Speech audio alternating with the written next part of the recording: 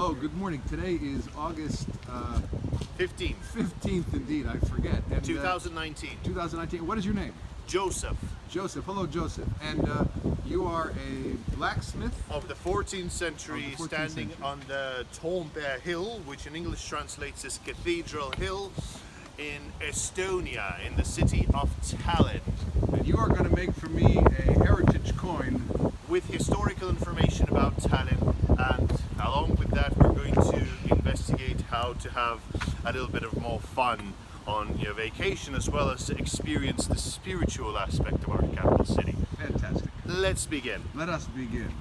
Alright, so let's first of all take a look around. There aren't that many people here. And let's begin. Sorry. That was it? We're done? Let's take a look.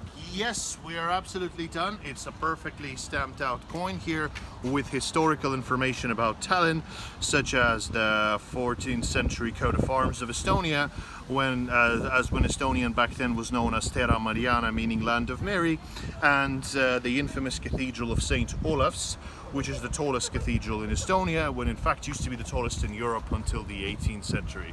Thanks for watching, everyone. Subscribe, like, and have a great day. You're awesome.